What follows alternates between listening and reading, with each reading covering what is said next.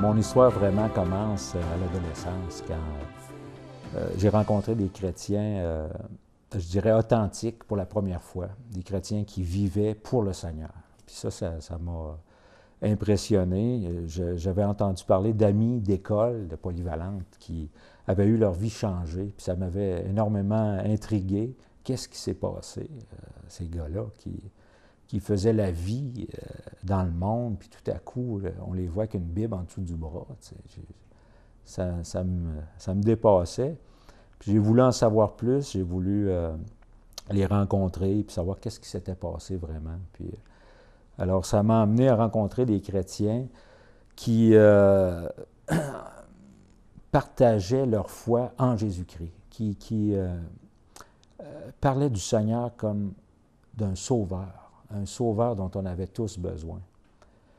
J'avais peut-être 16, 17 ans à peu près à l'époque et ça m'avait touché profondément. Je pense que la première fois que j'ai entendu l'Évangile, Jean-Pierre, le premier soir, là, Dieu m'a parlé. Dieu m'a parlé. Puis, j'ai commencé à lire. On m'a donné une Bible, on m'a donné de la littérature chrétienne. J'ai commencé à lire tranquillement, à petite dose. Puis, il y a des passages de la Bible qui m'ont profondément marqué, touché. Je pense entre autres à une parole du Seigneur qui dit « Suis-moi ». Ça, c'était une parole pour moi, c'était comme le Seigneur Jésus qui m'interpellait, puis il disait la même chose qu'il a dit à André, à Pierre, à Jacques, à Jean, « Suis-moi ». Puis j'ai senti l'appel du Seigneur. Mais j'ai résisté à son appel, j'étais pas prêt à lui céder ma vie. J'étais en pleine adolescence, une adolescence assez turbulente, je dirais. Et il y a un autre passage, je devrais dire aussi, qui m'a interpellé beaucoup. C'est dans l'Évangile de Jean, chapitre 14, où le Seigneur parle de son Père et de lui-même. Il dit « Nous viendrons à lui et nous ferons notre demeure chez lui ».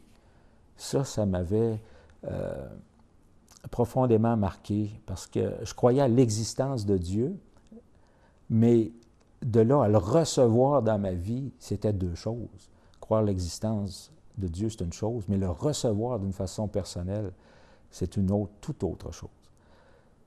À partir de ce moment-là, on m'a dit, Jean-Pierre, que s'était installé dans ma vie une lutte qui n'était peut-être pas visible pour les gens autour de moi, mais j'avais une lutte intérieure qui était commencée. La voix du Seigneur qui me disait, « Toi, suis-moi », puis le moi qui disait, « Non, je veux faire ma vie ». Alors là, il y a tout eu un combat intérieur qui s'est déroulé. Puis à cette époque-là, j'ai commencé à voyager. J'ai fait pas mal de pouces, de l'autostop, comme diraient les Français. J'ai parcouru pas mal l'Amérique, l'Europe à plusieurs reprises. Puis partout où je me suis retrouvé, il y avait toujours un chrétien ou une chrétienne qui m'arrivait avec le même message que j'avais entendu à Saint-Romuald quand j'avais 16-17 ans.